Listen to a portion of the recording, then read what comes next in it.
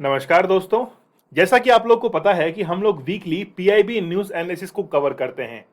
Session थोड़ा सा late हुआ है। 15 से लेकर 20 अगस्त के हम लोग पीआईबी न्यूज़ एनालिसिस को कवर करने वाले हैं। आप लोगों के लिए काफ़ी महत्वपूर्ण होता है। जो भी स्टूडेंट्स मेंस आंसर राइटिंग करते हैं उनके लिए पीआईबी एक एसेंस का काम करता है। आपका आंसर तब ऑथेंटिक माना जाता है जब एक बेहतर आंसर के अंदर फैक्ट तथा कुछ रेफरेंस जो है पीआईबी के वो आप लोग उसमें लिखते हैं, तो आपका आंसर जो है वो एनरिच होता है। इसलिए मेरी आप लोगों से एडवाइस है कि आप लोग चाहे प्रीलिम्स का एग्जाम हो या फिर मेंस का एग्जाम हो, उसके लिए पीआईबी को जरूर पढ़ा करो। चलिए, दीपक इंदौरा 021 इंस्टा पर आप लोग मुझे फॉलो कर सकते हैं। यहाँ पर जो भी क्वेरीज है आपकी मुझे पूछ सकते हैं बेझिझक। दीपक इंदौरा ऑफिशियल इस टेलीग्राम चैनल पर आप लोग इस लेक्चर की पीडीएफ तो पाएंगे ही, साथ में लेक्चर्स की नोटिफिकेशन जो है वो भी आप लोगों को मिल जाएगी। शुरुआत करते हैं पहली न्यूज के साथ में। पहली न्यूज है कि रामसर साइट्स जो हैं वो पूरे ऑल ओवर इंडिया के अंदर अब उनकी संख्या 75 हो चुकी है। आप लोग को पता होगा कि भारत ने फ्रीडम जो पाई थी वो 1947 के अंदर पाई थी।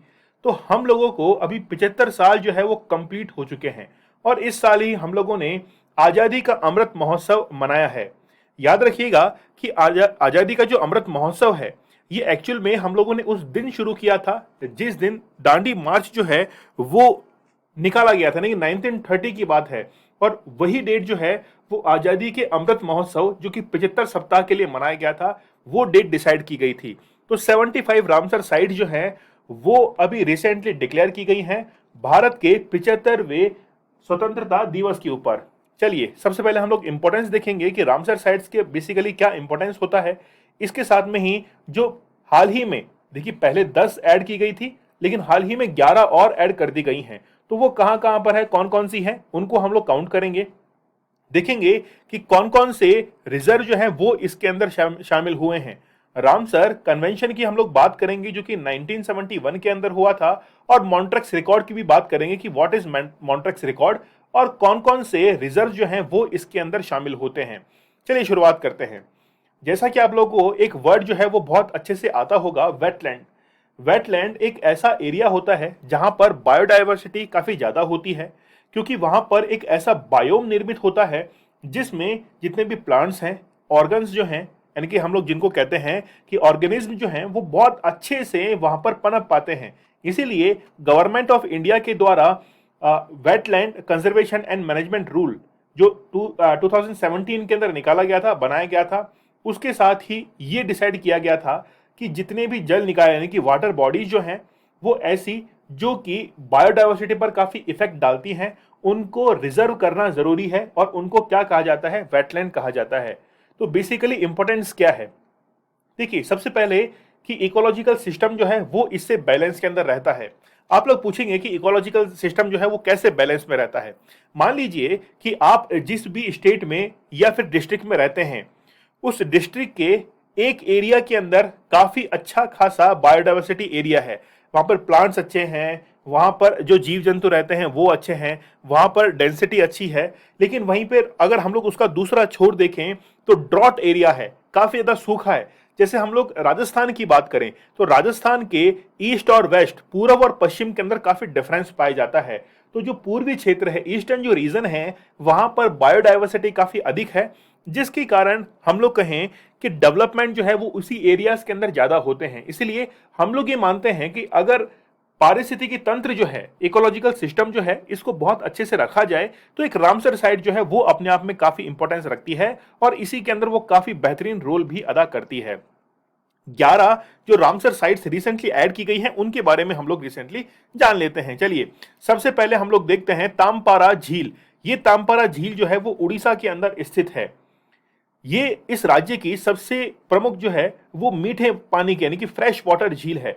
आप लोग मुझे कमेंट सेक्शन में ये बताइएगा कि पूरे वर्ल्ड के अंदर सबसे बड़े जो फ्रेश वाटर लेक है वो कौन सी है, मुझे आप लोग कमेंट सेक्शन में जरूर बताइएगा। अब देखिए कि उड़ीसा के अंदर ये झील जो डिक्लेयर की गई है, बेसिकली इस जमीन पर जितने भी सेडिमेंट्स थे वो धीरे धीरे यहां पर इकट्ठे होने लगे और इकट्ठे होकर उन्होंने एक बाउंड्री जो है वो क्रिएट कर ली।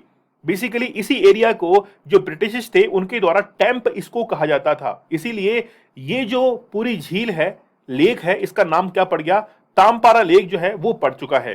तो वेटलैंड कमजोर प्रजातियों जैसे कि साइप्रिनस, कॉर्पियो, कॉमन पोर्चार्ड, ये बेसिकली आप लोग जो नाम देख रहे हैं ना, ये वहां पर वेटलैंड के अंदर रहने वाले जीव हैं, ताकि वो बहुत अच्छे से इन वेटलैंड्स के अंदर पनप सकें।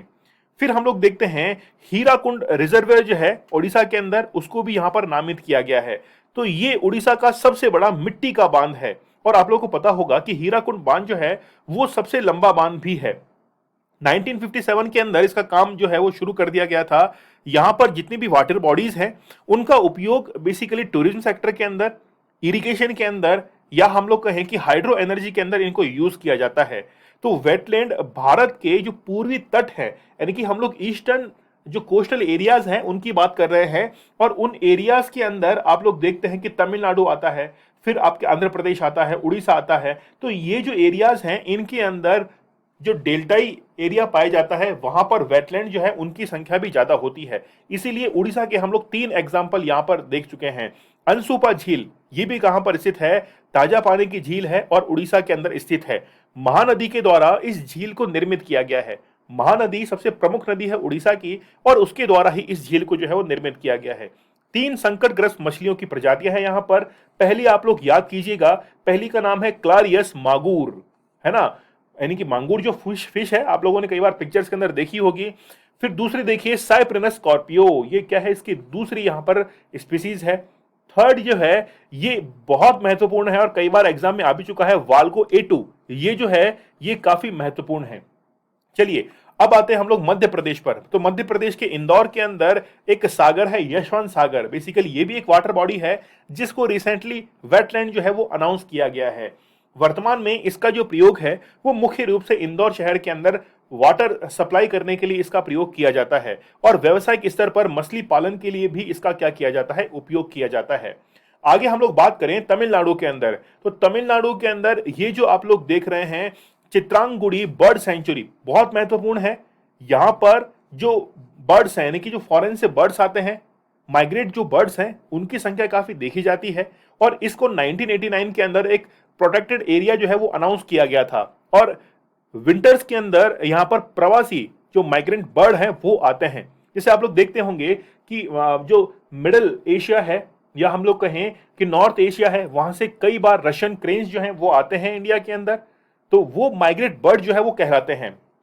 आगे अगर अगर हम लोग बात करें सुचिंद्रम थेरुरु मानकुड़ी जो रिजर्व है, इसकी हम लोग बात कर लेते हैं। तो ये भी एक वेटलैंड कॉम्प्लेक्स जो है वो रिसेंटली अनाउंस किया गया है। आप लोग एग्जाम के पॉइंट ऑफ व्यू से इनका जो लोकेशन है वो जरूर ध्यान में रखिएगा, क्योंकि बेसिकली चाहे हम लोग प्रीलिम्स की बात करें, यूपीपीसीएस की बात करें, एमपीपीसीएस, किसी भी एग्जाम की हम लोग बात करें, अगर यहां से क्वेश्चन बनेगा तो वो मैच करने वाला क्वेश्चन जो है वो जरूर बनेगा। आई थिंक यहां से एक क्वेश्चन जो है वो जरूर बनना चाहिए।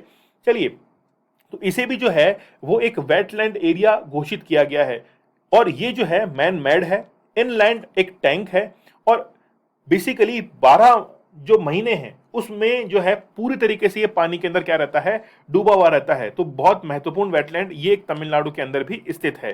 फिर देखिए तमिलनाडु के अंदर एक और है वदवूर बर्ड सेंचुरी। तो ये जो बर्ड सेंचुरी है ये मानव निर्मित है और एक इरिगेशन टैंक है।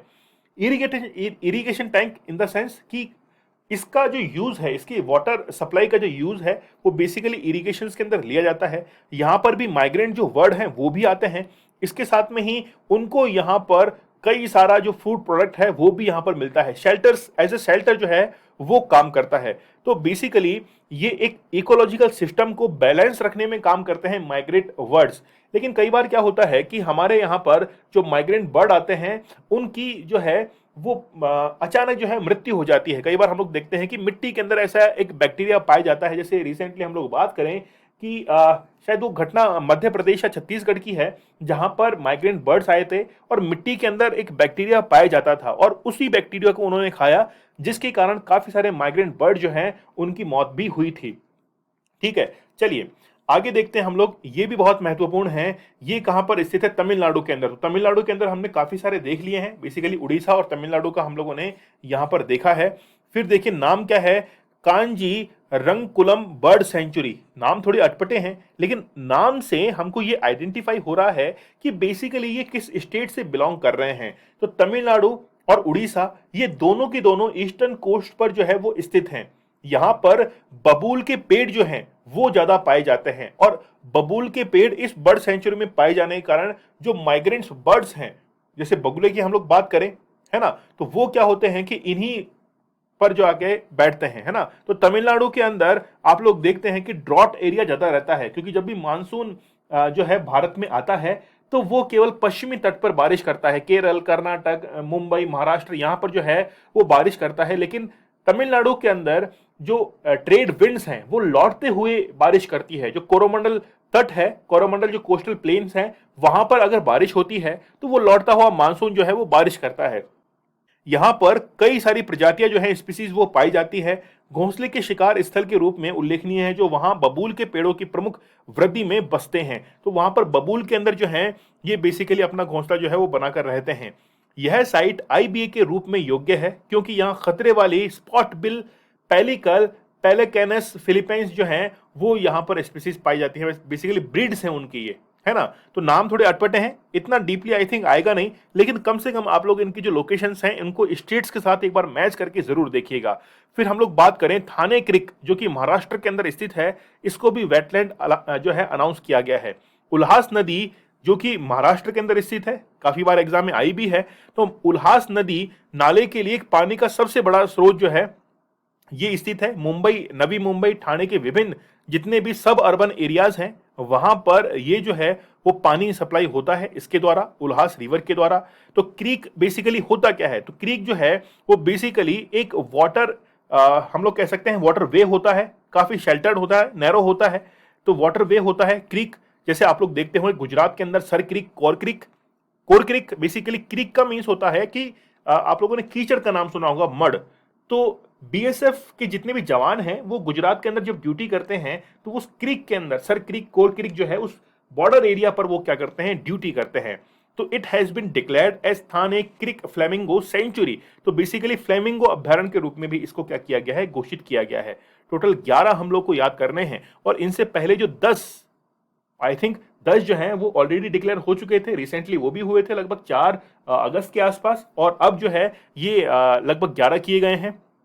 आगे हम लोग बात करते हैं हाईगम वेटलैंड कंजर्वेशन रिजर्व की। ये बारामूला डिस्ट्रिक्ट जम्मू कश्मीर के अंदर स्थित है। तो जम्मू कश्मीर का ये बहुत इंपॉर्टेंट इस बार रहने वाला है, क्योंकि बेसिकली डायरेक्टली हम लोग कनेक्ट नहीं कर पाते हैं कई बार कि जम्मू कश्मीर के अंदर कोई वेटलैंड हो सकता है। तो हाईगाम वेटलैंड कंजर्वेशन रिजर्व जो है ये कहां पर स्थित है, ये जम्मू एंड कश्मीर के अंदर स्थित है। झेलम जो नदी है उसके बेसिन के अंदर ये स्थित है, और वहां के जो लोकलाइट्स हैं उनको बेसिकली एक सिक्योरिटी प्रोवाइड जो है वो इसके रिजर्व के द्वारा भी की जाती है। अब आप लोग पूछेंगे किस प्रकार से। आप लोग देखते होंगे कि कई बार जो नदियां होती हैं उनके किनारों पर कई सारे पेड़ जो है वो पनप जाते हैं। तो उसी बायोडाइवर्सिटी कारण वहां पर जितने भी पक्षी हैं, जितने भी जीव जंतु हैं वो आसानी से रह पाते हैं, और उन्हीं के कारण जो है वो कई बार आप लोग देखते हैं कि नदियों में बाढ़ आ जाती है। तो बेसिकली सुरक्षा जो है वो प्रोवाइड करवाई जाती है। तो सबसे महत्वपूर्ण जो है वो ये पक्षी क्षेत्र माना जा रहा है जम्मू कश्मीर के अंदर। हाई काम को याद रखिएगा। नेक्स्ट देखिए, श्रीनगर के अंदर जम्मू एंड कश्मीर में एक और आ चुका है। देखिए क्या नाम है, शालबाग वेटलैंड कंजर्वेशन रिजर्व। तो ये जो है रिजर्व, ये क्या नाम है इसका, शालबाग, और ये काफी ज्यादा महत्वपूर्ण है। शालबाग वाला बहुत ज्यादा महत्वपूर्ण रहेगा, क्योंकि यहां पर क्या है कि रीड बैक यानी कि बहुत ज्यादा जो है वो यहां पर बायोडाइवर्सिटी पाई जाती है। तो कम से कम 21 स्पीसीज जो हैं कि 4 लाख से अधिक निवासी और प्रवासी पक्षियों के निवास के रूप में जो है ये काम करता है।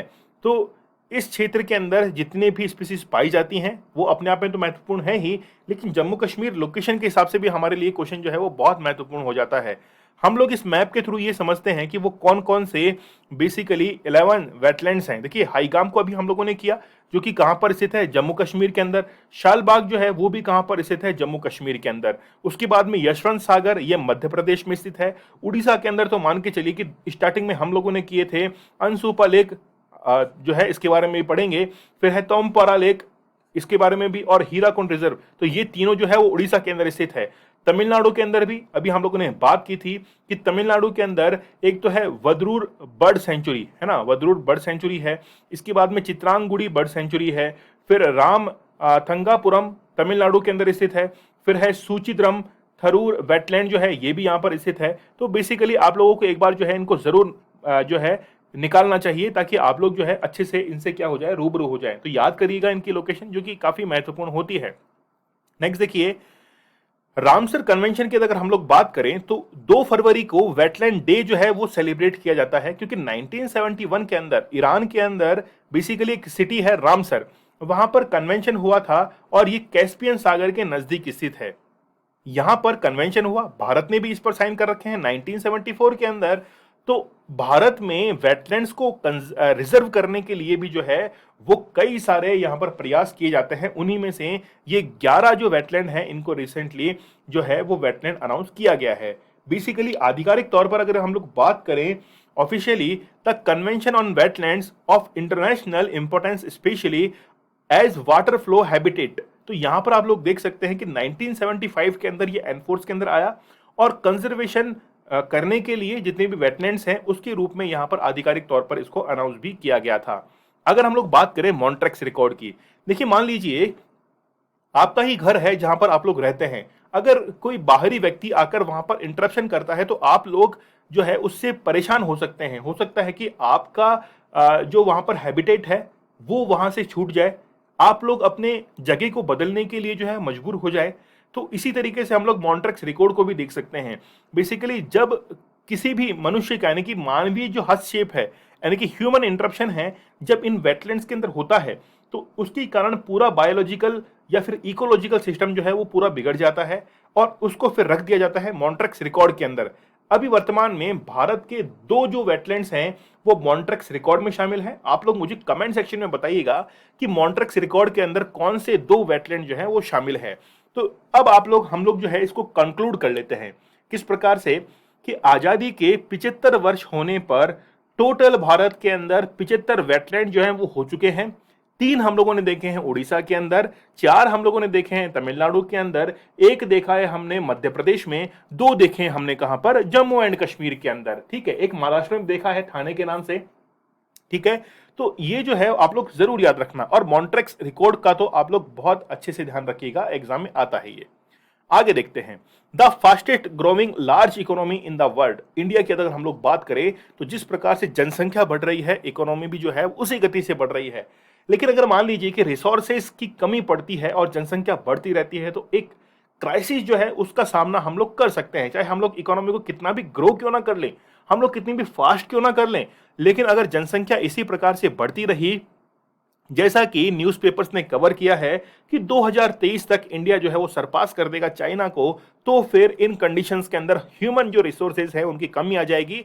चाहे फिर हम लोग अपनी इकोनॉमी को बिल्कुल फेरारी के तरह ही क्यों ना भगा दें, तो एक लिमिट होती है इकोनॉमी की भी। अगर जनसंख्या इस प्रकार से बढ़ती रही तो आप लोग को पता है कि 2027 के अंदर पूरे विश्व में सबसे ज्यादा जनसंख्या वाला देश इंडिया होगा। चलिए डरिए मत, देखते हैं कॉन्टेक्स्ट क्या है, स्टेटस टुडे और इशू दैट रिमेन। कंक्लूड करेंगे हम लोग इस लेक्चर को, बढ़ते हैं अपने लेक्चर के अंदर आगे। तो देखिए, स्वतंत्रता के समय भारत के अंदर जो बेसिकली हमारे पास में एक लाइफ एक्सपेक्टेंसी जो है वो कितनी थी, वो 32 ईयर्स थी, लेकिन आज जो है बहुत ज्यादा बढ़ चुकी है। आज हमारे यहाँ पर 69 तक पहुंच चुका है आंकड़ा। तो जीवन प्रत्याशा वो 69 तक पहुंच चुकी है। 32 में हम लोगों ने शुरुआत की थी, यानी कि 1947 के अंदर 32 ईयर्स थी, अब 69 तक पहुंच चुकी है, बहुत ज्यादा पहुंच चुकी है। क्यों हुआ है? मेडिकल फैसिलिटीज बहुत, इसके साथ में ही लाइफ इंश्योरेंस वगैरह, मेडिकल इंश्योरेंस वगैरह, इसके साथ में ही हर जो है मेडिकल फैसिलिटीज हमारे पास में अवेलेबल है। बेस्ट हॉस्पिटल्स हमारे पास में अवेलेबल हैं, एम्स हैं, अपोलो हैं, है ना, बहुत बड़े बड़े हमारे पास में हॉस्पिटल्स हैं। तो इसके कारण जो जीवन प्रत्याशा है उसके अंदर क्या हुई है, बढ़ोतरी हुई है। तो अगर जीवन प्रत्याशा में बढ़ोतरी हुई है तो क्या हमारी इकोनॉमी के अंदर ये हेल्प कर सकता है? देखिए बिल्कुल करेगा, क्योंकि एक व्यक्ति जितने समय जिएगा या जितने लंबे समय तक जिएगा वो अपनी इकोनॉमी के लिए प्रोडक्शन करेगा, ग्रो करेगा, और वही उसकी जीडीपी के अंदर भी काउंट हो जाएगा। आज अगर हम लोग बात करें तो भारत जो है वो तीसरी सबसे बड़ी अर्थव्यवस्था है इन टर्म्स ऑफ किसमें, परचेसिंग के अंदर। तो भारत आज अगर हम लोग थर्ड लार्जेस्ट इकोनॉमी माने इन टर्म्स ऑफ परचेसिंग पावर, तो हम लोग ये कह सकते हैं कि भारत को ज्यादा समय लगेगा नहीं पूरे विश्व के ऊपर जो है वो अर्थव्यवस्था के पॉइंट ऑफ व्यू से राज करने में। लेकिन सबसे बड़ी हमारी समस्या क्या है? पॉपुलेशन। और अगर हम लोग विनिमय दर की, एक्सचेंज रेट के हिसाब से बात करें तो भारत जो है वो 6th लार्जेस्ट इकोनॉमी है। भारत जो है वो 6th लार्जेस्ट इकोनॉमी है। अगर हम लोग ग्रोथ रेट की बात करें तो पिछले 40 वर्षों में 60% की औसत दर से जो है वो हमने पर एनम के हिसाब से हमने क्या किया है, ग्रो किया है। 1980 में 189 बिलियन डॉलर के आकार से बढ़कर आज 3 ट्रिलियन डॉलर जो है वो हमारी इकोनॉमी पहुंच चुकी है। तो ये 3 ट्रिलियन डॉलर की इकोनॉमी जो है ये हम लोगों को कब तक, 2030 तक जो है वो लगभग 7 ट्रिलियन और 2023 तक जो है वो हम लोगों को 5 ट्रिलियन तो उसको पहुंचा ही देना है। ठीक है, चलिए, तो 3 ट्रिलियन याद रखना आप लोग। मेंस के अंदर आपको थोड़ा फैक्ट जो है वो इंक्लूड करना पड़ता है। कंपैरिजन विद चाइना, अगर चाइना के साथ में हम लोग कंपेयर करें तो हमारी जो रेट है, ग्रोथ रेट, वो 2% जो है वो चाइना के कंपैरिजन में कम है। लेकिन जीडीपी के अंदर अगर हम लोग बात करें तो in terms of higher rate of return, इस टर्म में भारत जो है वो चाइना से कहीं आगे है। लेकिन चाइना ने बेसिकली क्या किया है कि चाइना के अंदर जितने भी ह्यूमंस हैं उनको ह्यूमन कैपिटल के अंदर कन्वर्ट कर दिया है। बेसिकली एक इंसान जब इतना स्किलफुल हो जाता है कि गवर्नमेंट के ऊपर उसकी डिपेंडेंसी ही खत्म हो जाती है। आज सोचिए कि जब अग्निपथ जैसी योजना अनाउंस की जाती है तो लाखों बेरोजगार जो है वो सड़कों पर आ जाते हैं। आए कहां से ये? विदाउट एनी स्किल्स एक ह्यूमन जो है वो एक बोझ की तरह बन जाता है। लेकिन चाइना ने क्या किया, ह्यूमन को कैपिटल के अंदर कन्वर्ट कर दिया, स्किल को और स्किल कर दिया। जो अनस्किल्ड है उनको स्किल्ड कर दिया और जो स्किल्ड है उनको ओवर स्किल्ड कर दिया, बहुत स्किल कर दिया, जबरदस्त। इसलिए उनको कैपिटल के अंदर जो है वो काउंट किया जाता है। फॉरेन एक्सचेंज की तरह हम लोग बात करें तो भारत जो है वो 5वां सबसे बड़ा स्टॉक जो है वो रखता है फॉरेन एक्सचेंज के अंदर, क्योंकि हमारे पास में जो जब हम लोग एक्सपोर्ट करते हैं तो डॉलर्स आते हैं, रेमिटेंस हमारे पास में आता है। तो आईएमएफ के लिए एक शुद्ध ऋणदाता है। और 1991 में विदेशी मुद्रा यानी कि फॉरेन जो एक्सचेंज है उसमें आप लोग को पता है कि एक बार के लिए हम लोग दिवालिया जो है वो घोषित होने वाले थे। लेकिन ये तो शुक्रिया है मनमोहन सिंह जी का, जो उन्होंने उस समय फाइनेंस मिनिस्टर, फाइनेंस जो थे बेसिकली उनको संभाला था और बहुत अच्छा जो था वो इकोनॉमी को क्या किया था, ग्रो किया था। तो गवर्नर वगैरह वो रह चुके हैं। ठीक है, चलिए फिर हम लोग बात करें, एक्सट्रीम पॉवर्टी है इंडिया के अंदर, लेकिन अत्यधिक गरीबी का स्तर 50% से संभवतः यानी कि एक सिंगल डिजिट के अंदर जो है वो तेजी से आ सकता है। 1947 के बाद में हमारी जो लाइफ एक्सपेक्टेंसी है वो काफी ज्यादा इंक्रीज हुई है। ऑलरेडी मैंने आप लोग को बताया है कि जो पहले 32 ईयर्स थी अब वो बढ़कर लगभग 69 ईयर्स तक बढ़ चुकी है। अगर हम लोग बात करें बैलेंस ऑफ पेमेंट की, देखिए बैलेंस ऑफ पेमेंट को हम लोग 2 तरीके से काउंट कर सकते हैं, विजिबल और इनविजिबल।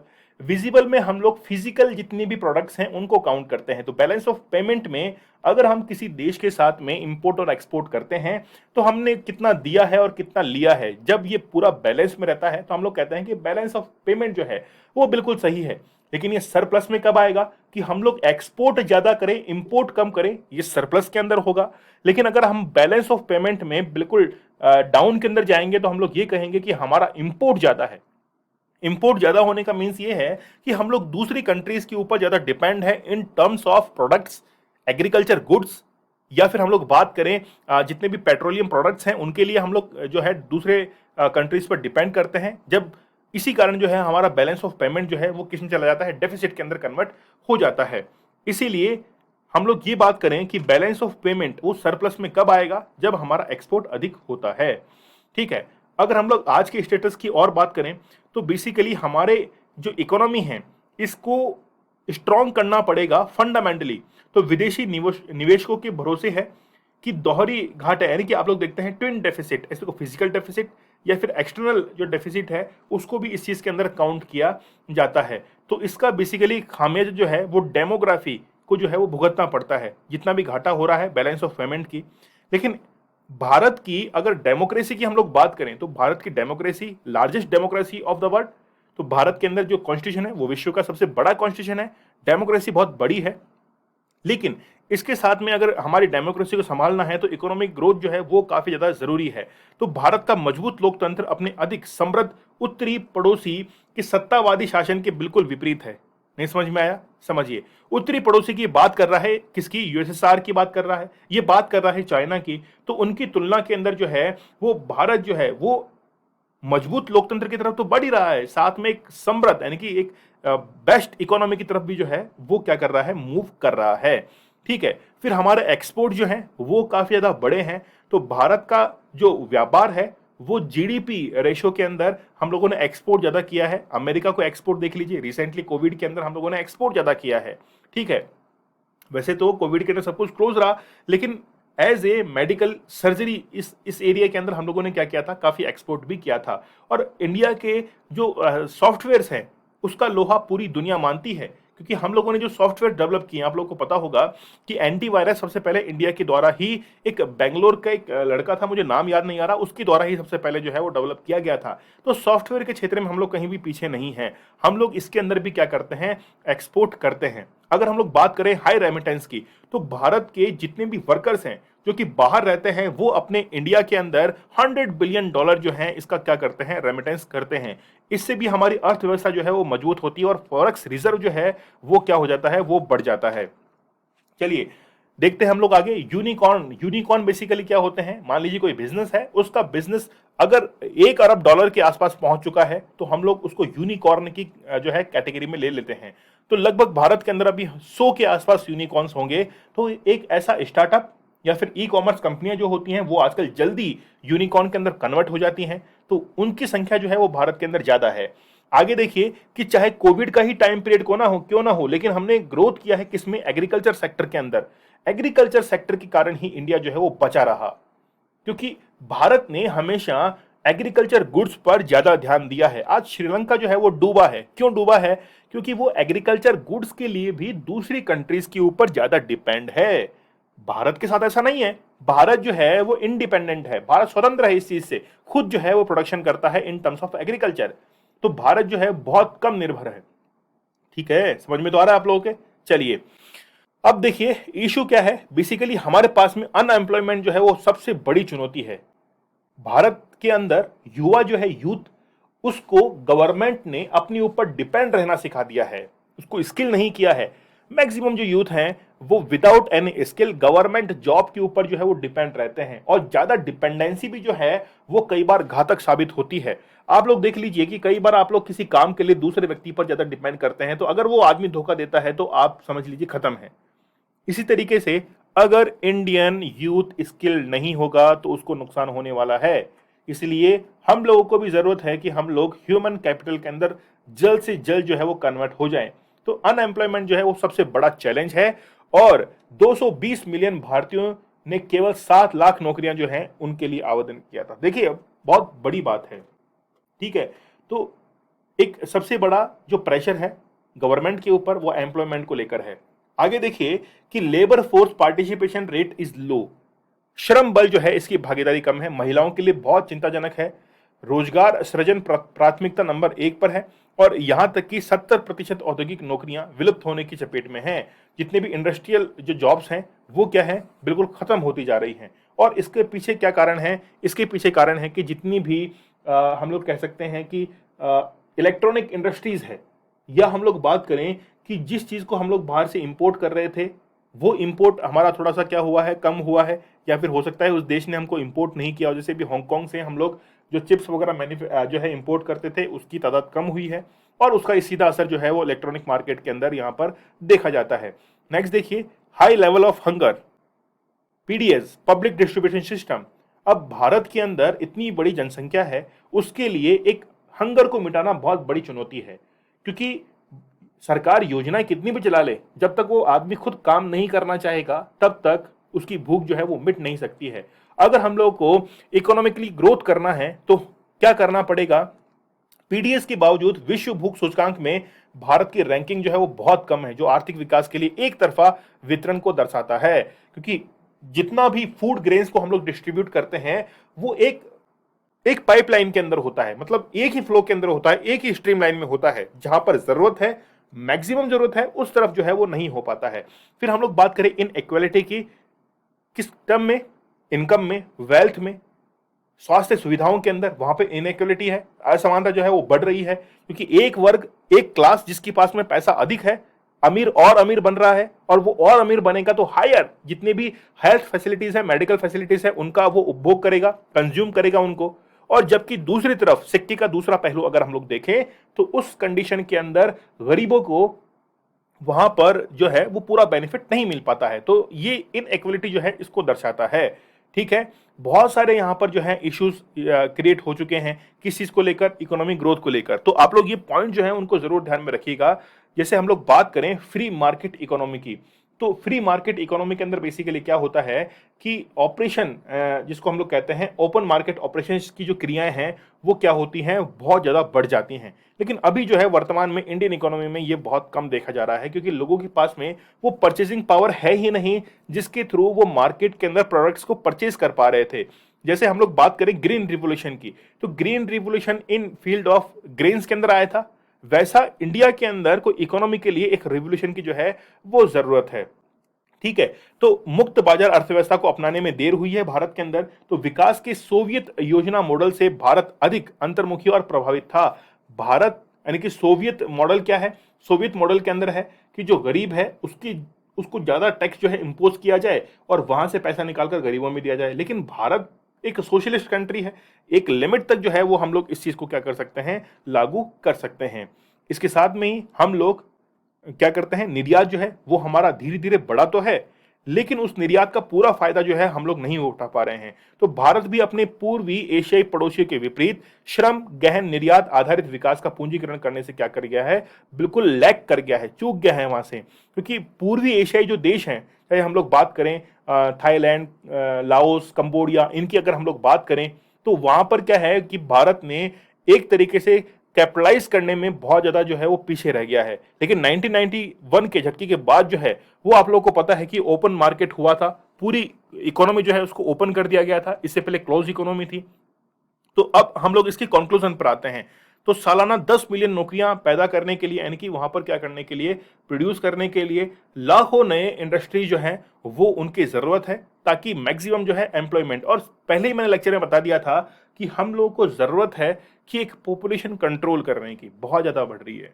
आप लोगों ने देखा होगा कि व्लादिमीर पुतिन है ना भाई, बड़ा डेंजर आदमी है यार वो। उसका उसका वीडियो आप लोग जब देखते हैं, उसके हाव भाव देखते हैं, उधर वो रशिया यूक्रेन का वॉर चल रहा है और वो जिम में बड़े मजे कर रहा है। तो बेसिकली ये जो आदमी है ना, ये एक ठंडे दिमाग का, बर्फ लेके घूमता है अपने दिमाग के अंदर। तो उसने क्या किया कि उसने ये अनाउंस कर दिया कि वो 13 लाख रुपए देगा जिसके 10 बच्चे होंगे। सोच कर देखिए, 10 बच्चे 13 लाख खैर, लेकिन हमारे यहां पर तो क्या है, कम करने की जरूरत है, वहां उधर जो है वो बढ़ाने की जरूरत है। इसके साथ में ही हमारे यहां पर जुडिशियल रिफॉर्म जो है उनको करना पड़ेगा, ताकि भारत के अंदर जितने भी पेंडिंग केसेस हैं उनको जल्द से जल्द खत्म किया जाए। और जो केसेस खत्म हो जाते हैं और उनका रिलेशन इकोनॉमी के साथ में है, तो वो आगे जाकर केस खत्म होने पर इकोनॉमी को क्या करने वाले हैं, हेल्प करने वाले हैं। तो ऐसे कई सारे जो है हम लोग कंक्लूजन के अंदर इसको क्या कर सकते हैं, जोड़ सकते हैं। आगे हम लोग बात करें heroes of India freedom struggle mentioned by PM in his first day speech, यानी कि इंडिपेंडेंट स्पीच है ना, इंडिपेंडेंट डे के दिन जो स्पीच दी थी उसके अंदर फ्रीडम फाइटर जो थे उनके स्ट्रगल की इन्होंने यहाँ पर चर्चा की है। तो जानते हैं इसके अंदर किस चीज को लेकर चर्चा हो रही है, वुमेन हीरोज को लेकर चर्चा हो रही है, रिवोल्यूशनरीज को लेकर जो है वो चर्चा हो रही है। जानते हैं इस लेक्चर के अंदर क्या है, बहुत महत्वपूर्ण है। रिसेंटली आप लोग को पता होगा कि 15 अगस्त को लाल किले से जो है वो संबोधन दिया था प्रधानमंत्री नरेंद्र मोदी जी ने, और नारी शक्ति जो है इसके सम्मान में बहुत सारे शब्द जो है इन्होंने कहे थे। लेकिन इन्होंने अपने स्पीच के अंदर कई वुमन हीरोज जो हैं है ना, उनको भी क्या किया था, अभी इन्होंने लिस्टेड किया था। तो वुमेन लीडर जो है, महिला नेता, उनको भी इन्होंने क्या किया था, अभी ट्राइब्यूट जो है वो दिया था। जानते हैं कौन कौन है, एक बार हम लोग थोड़ी झलकी इसकी ले लेते हैं। कौन कौन सी आप लोग जानते हैं कि झांसी, सबसे पहले झांसी की रानी, झांसी की रानी की हम लोग बात करें, 1857 का जो रिवोल्ट हुआ था उसके अंदर एकमात्र ऐसी महिला जिसने इतना बढ़ चढ़कर जो है वो यहाँ पर हिस्सा लिया था 1857 के रिवोल्ट में। बेसिकली ये हुआ कि हम लोग को पूरा उसका रिजल्ट नहीं मिल पाया, रिजल्ट मिला तो सही लेकिन पूरा नहीं मिल पाया।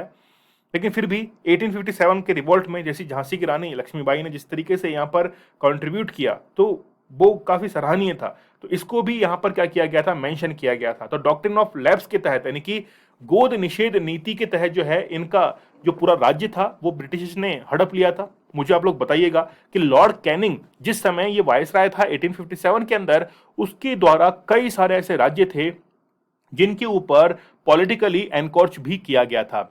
आगे हम लोग बात करें दुर्गा देवी की, 7 अक्टूबर 1907 से लेकर 15 अक्टूबर 1999 है ना, तो दुर्गा देवी जो है, इन्होंने भी बेसिकली, इनको दुर्गा भाभी के नाम से लोकप्रिय थी, नौजवान भारत सभा की सदस्य थी और उन्होंने 1928 के अंदर ब्रिटिश पुलिस अधिकारी जॉन पी सैंडर्स की हत्या के बाद भगत सिंह को लाहौर से भागने में मदद की थी। तो इनकी चर्चा जो है वो रिसेंटली प्रधानमंत्री नरेंद्र मोदी जी ने की है। हम लोग बात करें रानी गौडिल्लो की, यानी कि ये नॉर्थ ईस्ट के अंदर, यानी कि Naga spiritual and political leader थी ये, जिन्होंने अंग्रेजों से लड़ाई लड़ी। वह हेराका धार्मिक आंदोलन में शामिल हो गई, जो बाद में अंग्रेजों को बाहर निकालने के लिए एक आंदोलन जो है वो बन गया था। और 1932 के अंदर जो है इनको गिरफ्तार भी कर लिया गया था। उस समय इनकी जब 16 साल की थी, बाद में उम्र कैद की सजा जो है वो सुनाई गई और 1947 के अंदर इनको क्या कर दिया गया था, रिलीज कर दिया गया था। आगे हम लोग बात करें कित्तूर की रानी की, है ना, ये भी बहुत फेमस हुई हैं और फेमस इन द सेंस किसमें, एग्जाम पेपर्स के अंदर बहुत आई हैं, है ना।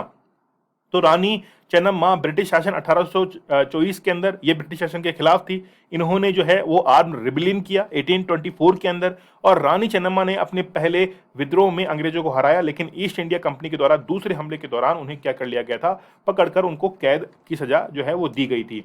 आगे हम लोग हजरत महल की बात कर लेते हैं। हजरत महल को तो आप लोग बहुत अच्छे से जानते होंगे। तो नवाब ऑफ अवध वाजिद अली शाह जो है वो बेसिकली 1857 के रिवोल्ट के बाद, यानी कि पति के बाद जो है वो क्या बन गई थी, बेगम हजरत महल ने पूरे समर्थकों के साथ में क्या कर लिया था, लखनऊ पर नियंत्रण स्थापित किया था। लेकिन अंग्रेजों पर उन्होंने कब्जा भी किया, लखनऊ पर नियंत्रण भी स्थापित किया। तो ऐसी महिलाओं को जो है वो रिसेंटली मेंशन किया है प्रधानमंत्री नरेंद्र मोदी जी ने। फिर हम लोग बात करें रानी वेलु नचियार की। उन्होंने पहले मानव बम का निर्माण किया है, फर्स्ट ह्यूमन बम जो है इसका निर्माण किया था। और अंत में प्रशिक्षित महिला सैनिकों की पहली सेना जो है वो स्थापित की थी। तो first army of trained women soldiers in late 70s के अंदर जो है इन्होंने क्या किया था, उसको लॉन्च भी किया था। मंगल पांडे, है ना, ये तो हीरो हैं, जानते हैं हम लोग, 1857 के रिवोल्ट के अंदर। अब इनका तो जो है अब ज्यादा इनके बारे में बताएंगे भी नहीं, क्योंकि ऑलरेडी आप लोग जानते होंगे मंगल पांडे के बारे में। तो मंगल पांडे मेरठ की छावनी के अंदर थे, इन्होंने विद्रोह किया था 1857 के अंदर और इनको जो है वो क्या दी गई थी, बेसिकली तोप के आगे इनको जो है वो बांध दिया गया था। आप लोगों ने इनके बारे में बहुत सारा पढ़ा होगा, है ना। चलिए फिर तात्या टोपे की हम लोग बात करें तो तात्या टोपे इन्होंने बेसिकली अदर स्टेट्स के अंदर जाके जो है 1857 के रिवोल्ट के समय बहुत सहायता जो है वो लोगों की थी। तो तात्या टोपे मराठा साम्राज्य के पेशवा बाजीराव द्वितीय के दत्तक पुत्र नाना साहब के एक भरोसेमंद लेफ्टिनेंट थे। तो तात्या टोपे बेसिकली एक लेफ्टिनेंट थे, एक सेना के अंदर लेफ्टिनेंट थे। तो डॉक्ट्रिन ऑफ लेफ्ट के तहत नाना साहब ने अपने पैतृक अधिकारों को बेसिकली खो दिया था, लेकिन उनको ही वापस दिलाने के लिए तात्या टोपे ने बहुत अच्छे जो है वो प्रयास किए थे। तो 1814 से लेकर 18 अप्रैल और 1859 तक जो है इन्होंने क्या किया था, पूरा सहयोग किया था। फिर रेवोल्यूशनरीज की हम लोग बात करें, 23 मार्च को 3 लोगों को जो है वो फांसी दी गई थी, शहीद हुए थे। कौन कौन, भगत सिंह, सुखदेव और राजगुरु। तो हम लोग तो हमेशा इनको याद करते ही हैं, लेकिन रिसेंटली पीएम मोदी जो हैं उन्होंने क्या किया था, इनको मेंशन किया था। तो 23 साल की उम्र में अंग्रेजों ने भगत सिंह को फांसी दे दी थी। बेसिकली आप लोग को पता है कि वहां पर सेंट्रल असेंबली के अंदर एक पब्लिक डिस्प्यूट जो बिल था उसके ऊपर चर्चा की जा रही थी और वहां पे खाली बेंचों पर इन्होंने क्या गिराया था, बम जो है वो गिराया था, ताकि जो बहरे हैं, ब्रिटिश जो बहरे हैं, उनको सुनाया जा सके। फिर हम लोग बात करें चंद्रशेखर आजाद की। चंद्रशेखर आजाद जो है 27 फरवरी 1931 को ये शहीद हो गए थे। मार्च के अंदर कौन हुए थे, मार्च के अंदर जो है आप लोग को पता है कि मार्च के अंदर हो गए थे भगत सिंह, सुखदेव, राजगुरु और चंद्रशेखर आजाद जो है ये भी 27 फरवरी 1931 को जो है वो शहीद हो गए थे। तो बेसिकली अपने उसने खुद को आजाद जो है वो नाम दिया था, कभी भी बंदी ना होने की कसम जो है इन्होंने खाई थी, इसलिए चंद्रशेखर आजाद जो है इनके नाम के बाद में लग गया था। फिर अंतिम क्षणों के अंदर आप लोगों ने मूवी देखी होगी आई थिंक, है ना। तो उस मूवी के अंदर वो एक पेड़ के पीछे जो है वो बैठ जाते हैं, चारों तरफ से अंग्रेज जो है उनको घेर लेते हैं। आगे अगर हम लोग बात करें, है ना, इकलाक खान की, तो इकलाक खान जो है वो भी अपने आप में काफी, तो HSRA, है ना, HSRA ये जो था 1927 के अंदर बनाया गया था, किसके द्वारा, चंद्रशेखर आजाद के द्वारा, है ना। वापस से इसको रिकंस्ट्रक्ट किया गया था HSRA को। अप्रैल 1927 के अंदर बिस्मिल्लाह खां, राजेंद्र लाहिड़ी और रोशन सिंह की मौत की सजा जो है वो इनको सुनाई गई थी। ठीक है, चलिए। Bismil was associated with the Arya Samaj from an early as. तो राम प्रसाद बिस्मिल, है ना, सरफरोशी की तमन्ना अब हमारे दिल में है, तो आप लोगों ने डायलॉग सुना होगा। तो बेसिकली ये जो थे वो आर्य समाज से बहुत कम उम्र के अंदर जो है वो जुड़ गए थे। उन्होंने उर्दू और हिंदी में बिस्मिल, राम, अज्ञात नामों से शक्तिशाली देशभक्ति कविताएं जो हैं वो गाई हैं, और उन्हें 30 साल की उम्र में जो है वो मार दिया गया था, है ना, ठीक है ना। तो 1927 में तो चंद्रशेखर आजाद, भगत सिंह, इनसे पहले जो है राम प्रसाद बिस्मिल जो है वो शहीद हो चुके थे। चलिए आगे हम लोग बात करते हैं WPP's प्रोजेक्शन ऑन इंडिया। बात कर लेते हैं क्या है, क्या फाइंडिंग्स हैं, क्या चैलेंजेस हैं इन डेमोग्राफी ट्रांजिशंस, और सजेशन बाय ऑथर्स, है ना, उनके द्वारा क्या जो है वो बताया गया है, क्या डिसीजंस जो है वो लिए गए हैं, क्या एडवाइस उनके द्वारा बताई गई है, बात करेंगे हम लोग। पूरा आपको टॉपिक जो है क्लैरिफाई होगा।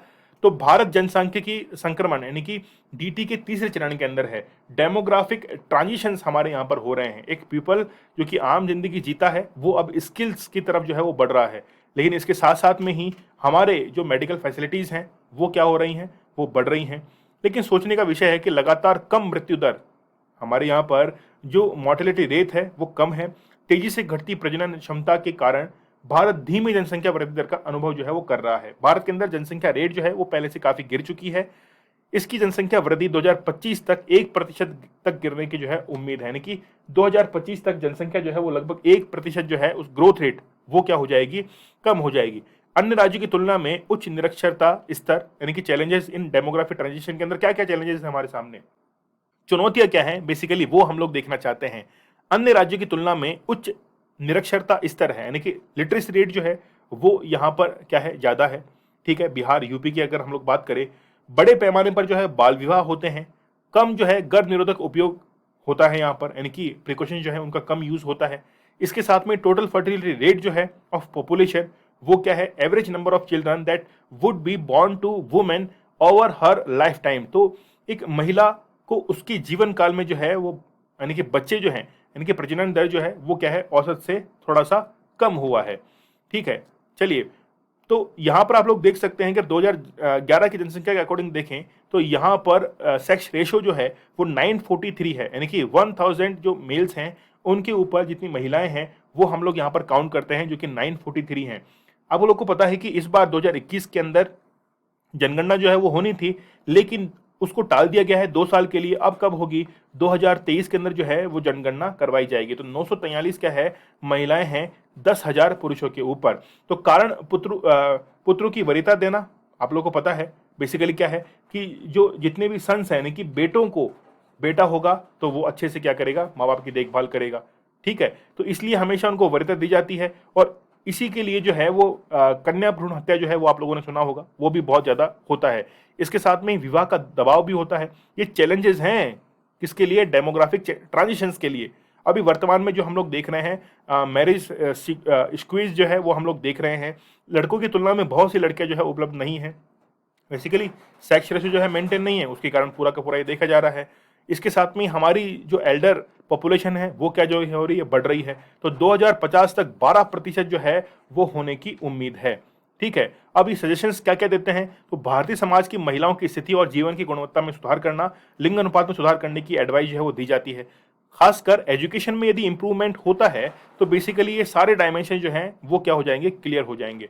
बुजुर्गों के लिए क्या एडवाइस है कि एक मजबूत सामाजिक, वित्तीय और स्वास्थ्य देखभाल सहायता प्रणाली के विकास में जो है वो उन्नत निवेश करने की जरूरत है। शिक्षा और स्वास्थ्य के क्षेत्रों में जो है वो ह्यूमन कैपिटल को क्या करने की, इंप्रूव करने की जरूरत है। इस चार्ट के अंदर आप लोग देख सकते हैं कि नेचुरली अगर हम लोग इंक्रीज माने बर्थ रेट और डेथ रेट को टोटल पॉपुलेशन के अकॉर्डिंग, तो बेसिकली नेचुरल क्या होता है कि डेथ रेट जो है वो बर्थ रेट के अकॉर्डिंग जो है वो क्या होती है, डाउनफॉल के अंदर आती है। तो कई स्टेजेस के अंदर इसको क्या किया गया है, क्लैरिफाई किया गया है। चलिए आगे बढ़ते हैं हम लोग लेक्चर के अंदर। The temples that Jawaharlal Nehru build. तो जवाहरलाल नेहरू ने बेसिकली मंदिर कहा किसको था, जितने भी हमारे डैम्स हैं, है ना, जितनी भी हमारी इंडस्ट्रीज हैं, इनको क्या कहा था कि ये भारत के मंदिर हैं। और मंदिर में जिस प्रकार ईश्वर जो हैं वो लोगों का उत्थान करते हैं, ठीक उसी प्रकार इंडस्ट्रीज, डैम्स जहाँ से इलेक्ट्रिसिटी प्रोड्यूस होती है, ये भी क्या करते हैं, नागरिकों का उत्थान करते हैं। तो देखेंगे कॉन्टेक्स्ट क्या है, क्या कंट्रीब्यूशन है, और जवाहरलाल नेहरू ने बेसिकली इनको टेम्पल जो है वो क्यों कहा है। कंक्लूजन पर भी हम लोग बात करेंगे। रिसेंटली आप लोग को पता है कि आजादी की 75 वर्ष जो है वो हम लोगों ने कंप्लीट किए हैं। तो इसी पर 1947 में प्रधानमंत्री के रूप में जवाहरलाल नेहरू ने एक ऐसा भारत विरासत में मिला जो राजनीतिक रूप से बिखर चुका था, क्योंकि पार्टीशन हुआ, जिन्ना जो है वो अलग अपना स्टेट ले गया और नेहरू जी जो थे वो यहाँ पर रह गए। सामाजिक रूप से विभाजित और भावनात्मक रूप से तबाह जो है वो हो गया था। फिर भी उन्होंने उन अशांत समय के माध्यम से देश को आगे बढ़ाया, यानी कि पूरा का पूरा डिस्प्यूट क्रिएट हो चुका था, फिर भी देश आगे बढ़ रहा था। एक आधुनिक प्रगतिशील राष्ट्र की दृष्टि रखी और चुपचाप जो है वो वैश्विक समुदाय के अंदर एक सम्मान जो है वो बनाए रखा। कंट्रीब्यूशन की अगर हम लोग बात करें तो प्रधानमंत्री नेहरू जी के 70 साल के शासन में भारतीय अर्थव्यवस्था जो है, जिसमें हम लोग बात करें ग्रीन रिवोल्यूशन की, हम लोग बात करें व्हाइट रिवोल्यूशन की, डिजिटलाइजेशन की बात करें, हम लोग कम्युनिकेशन की बात करें, टेलीकम्युनिकेशन की बात करें, तो इसका पूरा का पूरा एक बैकग्राउंड जो है, बेस, वो बनाया गया था जवाहरलाल नेहरू के द्वारा। अगर हम लोग इंडिया के बारे में नेहरू का जो दृष्टिकोण है, व्यू पॉइंट जो है, वो भारत को एक लार्जेस्ट इकोनॉमी जो है वो बनाना चाहते थे। इसके साथ में ही आप लोगों को पता है कि बहुत बड़ी जो है वो डेमोक्रेसी हमारे पास में है। तो भारत को एक सेक्युलर कंट्री बनाने के लिए, इकोनॉमिक ग्रोथ दिलाने के लिए जो है वो काफी प्रयास जो है वो किए गए थे जवाहरलाल नेहरू के द्वारा। ये उनका कॉन्ट्रीब्यूशन जो है वो रहा है। लेकिन आज हम लोग बात करने वाले हैं कि इनके द्वारा जो टेम्पल्स अनाउंस किए गए थे, किनको किया गया था, जैसे डैम्स को किया गया था, भाखड़ा नांगल बांध की हम लोग बात करें, है ना, भारत हैवी इलेक्ट्रिकल लिमिटेड की हम लोग बात करें, all India institute of medical sciences की अगर हम लोग बात करें, oil and natural gas corporation ONGC की अगर हम लोग बात करें, नेशनल लाइब्रेरी ऑफ इंडिया की हम लोग बात करें, नेशनल इंस्टीट्यूट ऑफ डिजाइन की हम लोग बात करें, तो जितने भी इंडस्ट्रीज, डैम्स वगैरह जो हैं, इनको जवाहरलाल नेहरू के द्वारा टेम्पल जो है वो घोषित किया गया था। और भी कई हैं, जैसे एलआईसी की हम लोग बात करें, केंद्रीय विद्यालय की हम लोग बात करें, आईआईटीएस की बात करें, मॉडर्न सिटी चंडीगढ़ की बात करें, है ना, फिर केवीआईसी की हम लोग बात करें, इलेक्शन कमीशन ऑफ इंडिया की बात करें, तो ये सारे क्या हैं, ये टेम्पल्स हैं। तो बेसिकली 20वीं सदी के नए स्वतंत्र राष्ट्रों के राजनीतिक नेताओं में नेहरू एक अद्वितीय, यानी कि कह सकते हैं कि सोच के देखिए कि एक प्रधानमंत्री जब अपनी स्पीच के अंदर नेहरू जी का जिक्र कर रहे हैं, तो बेसिकली किन टर्म्स के अंदर वो जिक्र कर रहे हैं, तो जिक्र कर रहे हैं इन टर्म्स ऑफ इकोनॉमी, है ना, इन टर्म्स ऑफ इंफ्रास्ट्रक्चर, वो क्या कर रहे हैं, डिस्कस कर रहे हैं। चलिए, डिप्लोमेसी फॉर विकसित भारत, तो भारत को विकसित बनाना है। आप लोगों को पता है कि 2047 तक जो है वो हमारा टारगेट है कि भारत जो है वो लार्जेस्ट इकोनॉमी रहेगा पूरे वर्ल्ड के अंदर। देखते हैं क्या कॉन्टेक्स्ट है और बेसिकली विकसित ये जो प्रोग्राम है, इसके अंदर क्या चैलेंजेस जो है वो आ सकते हैं। तो प्रधानमंत्री मोदी जी ने 2047 तक भारत को एक विकसित देश बनाने के लिए एक नई महत्वाकांक्षा विकसित भारत योजना जो है इसकी रूपरेखा रखी है।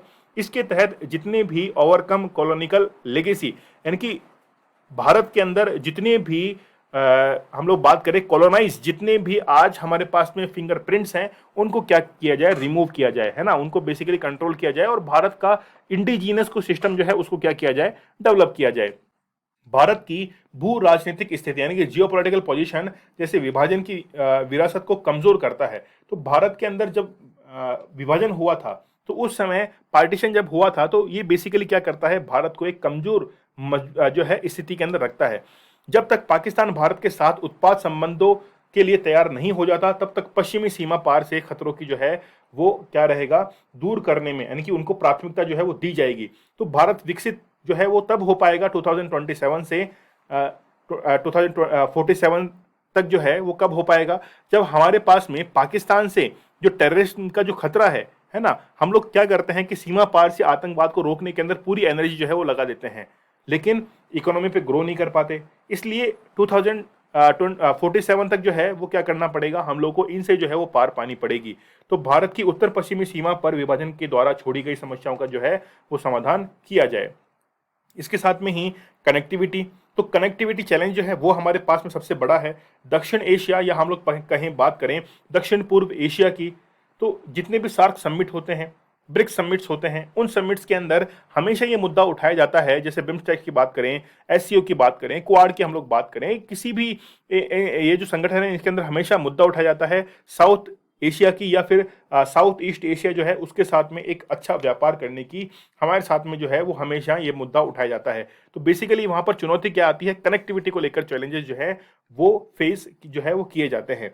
चीन की चुनौती का समाधान किस प्रकार से करें, देखिए, अगर चीन को हम लोगों को प्रेशराइज करना है तो सबसे पहले हम लोग को अपनी इकोनॉमी जो है उसको ग्रो करना पड़ेगा। और हम लोग इसका सहारा किस में ले सकते हैं, पाकिस्तान का जो बलूचिस्तान है उस एरिया के अंदर डिस्टर्बेंस को पूरे वर्ल्ड के अंदर हाईलाइट करके हम लोग पूरा ध्यान जो है इनका इस तरफ खींच कर हम अपनी इकोनॉमी के अंदर ग्रो करने के अंदर लग जाएं और चाइना और पाकिस्तान को उसको जो है इसमें उलझा कर रख सकते हैं। तो रक्षा, व्यापार और दबदबे के मामले में चीन के साथ जो है वो हमारी जो खाई है वो बढ़ती जा रही है ट्रेड रिलेटेड। तो चीन जो है वो पूरे विश्व के अंदर सिंगल पोलर यानी कि यूनिपोलर जो है वो बनता हुआ जा रहा है। तो हम लोग ये चाहते हैं कि पूरे वर्ल्ड के अंदर जो है वो कोई भी पोलर कंट्री ना रहे। एशिया के अंदर जो है वो कोई भी पोलर कंट्री ना रहे, लेकिन अगर हम लोग साउथ एशिया की बात करें तो वहां पर जो है वो इंडिया क्या करे, वहां पर एक यूनिपोलर की तरह काम करे। तो बेसिकली हम लोग बात करें तो अन्य प्रमुख शक्तियों के साथ मजबूत साझेदारी जो है वो भारत के द्वारा बनाई जाए। ये पूरे पॉइंट्स हैं 2047 तक हम लोगों को कंप्लीट करने हैं। साझेदारी पारस्परिक रूप से लाभकारी शर्तों पर बातचीत कर आधारित होनी चाहिए और भारत को हमेशा अपनी रणनीतिक स्वायत्तता का प्रयोग जो है वो करना चाहिए। अगर हम लोग बात करें ग्लोबल लीडरशिप की तो भारत जो है वो धीरे धीरे सामने आ रहा है। पहले तो हम लोग बेसिकली क्या रहते थे कि एक किनारा करके रहते थे, किसी के पक्ष में आते नहीं थे, लेकिन धीरे धीरे भारत जो है वो एक लीडर कंट्री के रूप में सामने आ रहा है। अगर हम लोग बात करें इन टर्म्स ऑफ टेक्निकल रिवोल्यूशन की, है ना, टेक्नोलॉजिकल रिवोल्यूशन की अगर हम लोग बात करें तो भारत के अंदर अब जो है वो ज्यादा डिमांड इनकी आने लगी है। तो भारत को 2047 तक ये चाहिए कि सबसे पहले वो किससे लड़े, सबसे पहले वो लड़े क्लाइमेट चेंज से। भारत के अंदर अनएम्प्लॉयमेंट है उससे लड़े। तो India must address it's foreign policy challenges in becoming विकसित। तो भारत के पास में क्या फॉरेन पॉलिसी के लिए चैलेंजेस हैं वो जो है वो हम लोग यहां पर चर्चा कर रहे हैं। इसके साथ में ही परस्यू मल्टीलैटरलिज्म, फिर हम लोग देख सकते हैं और भी पॉइंट है engage with Africa, Latin America and Oceania. इसके साथ में डोमेस्टिक चेंजेस नीडेड, यहां पर घरेलू बदलाव जो है वो भी होने जरूरी है, क्योंकि आप लोग को पता है आए दिन जो है वो लड़ाई झगड़े होते रहते हैं, कोई ना कोई मुद्दा जो है वो चलता रहता है। तो पहले सबसे पहले हम लोग इंटरनली जो डिस्प्यूट है उसको खत्म करके इंटरनल यूनिटी की तरफ बढ़े, इकोनॉमिक मॉडर्नाइजेशन की तरफ हम लोग बढ़े, रेजिलेंट पॉलिटिकल इंस्टीट्यूशन की तरफ हम लोग बढ़े, तब जाकर जो है वो भारत एक जो है ग्रोइंग कंट्री जो है 2047 तक बन पाएगा। ठीक है, चलिए आगे हम लोग बात कर लेते हैं China's BRI project slow but landing rises. देखिए क्या है, बीआरआई प्रोजेक्ट जो है वो थोड़ा स्लो तो हुआ है, लेकिन उसने क्या किया है कि अपना जो फैलाव है उसको और ज्यादा बढ़ा दिया है। बीआरआई प्रोजेक्ट बेसिकली क्या है, 2013 के अंदर चाइना के द्वारा शुरू किया गया था, है ना, बेल्ट एंड रोड इनिशिएटिव, और इसको कंप्लीट करना है चाइना को 2049 तक। 2049 तक जो है वो चाइना ये चाहता है उसकी कनेक्टिविटी जो है वो एशिया के साथ साथ में यूरोप और अफ्रीका के अंदर भी बन जाए। इसको इसने नाम दिया है बेल्ट एंड रोड इनिशिएटिव। तो इसके तहत इंफ्रास्ट्रक्चर जो है वो डेवलप कर रहा है।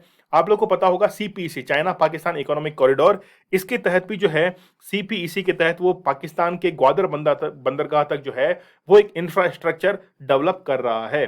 तो ये जो चाइना की कनेक्टिविटी का ये जो पूरा का पूरा प्लान है, इसके अंदर भारत को बहुत बड़ा नुकसान जो है वो रिसेंटली हो रहा है। हम लोग देखते हैं इसके बारे में।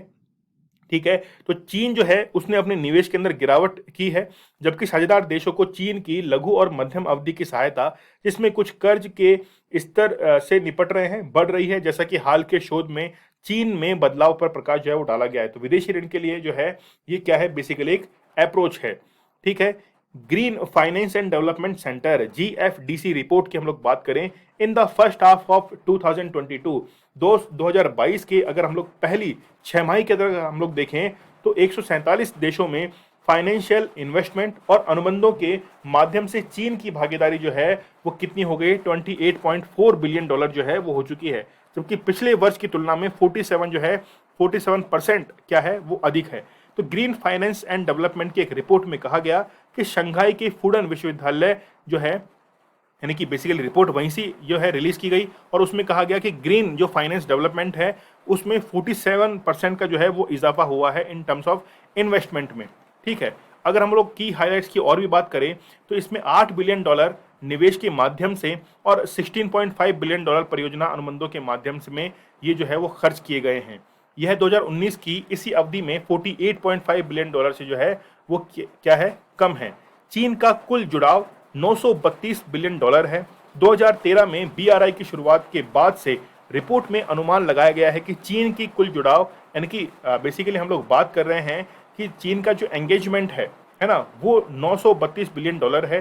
जिसमें इंफ्रास्ट्रक्चर $561 बिलियन और शेष पर वो क्या करता है, निवेश करता है। ठीक है, तो बेसिकली बीआरआई प्रोजेक्ट के बारे में बात की जा रही है कि किस तरीके से वो अपने प्रोजेक्ट को ग्रो कर रहा है, लेकिन हाल ही के दिनों में जो है वो उसके अंदर क्या हुई है, कमी आई है ना। तो कोई बेसिकली ये है सगाई यानी कि एंगेजमेंट जो है, यानी कि नो चाइना एंगेजमेंट, चाइना जो है वो किसी के साथ में जो है वो एंगेज नहीं है किसी भी चीज़ को लेकर। ठीक है, अब पाकिस्तान को उसने लोन दिया है सीपीसी को लेकर, चाइना पाकिस्तान इकोनॉमिक कॉरिडोर को लेकर जो है वो पाकिस्तान को इसने लोन दे रखा है। जैसे श्रीलंका को लोन दिया था तो श्रीलंका जो है वो इकोनॉमिक क्राइसिस के अंदर फंस गया। बांग्लादेश को वो लोन देने की कोशिश कर रहा था लेकिन बांग्लादेश ने इनकार कर दिया। तो बेसिकली $26 बिलियन का जो लोन जो है वो किसको दिया गया था, पाकिस्तान और श्रीलंका को जो है वो दिया गया था। लेकिन जैसे ही वहां पर इमरजेंसी सिचुएशन आई तो पूरा का पूरा सीनेरियो जो है वो वहां पर बिगड़ गया। आप लोग मुझे इंस्टा पर फॉलो कर सकते हैं, जो भी क्वेरीज है मुझे पूछ सकते हैं। इसके साथ में ही दीपक इंदौरा ऑफिशियल पर आप लोग मुझे ज्वाइन कर लीजिए, यहाँ पर लेक्चर की पीडीएफ और नोटिफिकेशन आप लोगों को अवेलेबल हो जाएगा। स्टडी ग्लोस आप लोगों के लिए बहुत ही बेहतरीन लेक्चर्स लेके आता है, नॉलेज इज पावर, ये हमारी टैगलाइन है। तो चलिए मिलते हैं हम लोग नेक्स्ट लेक्चर में, तब तक के लिए धन्यवाद, थैंक यू।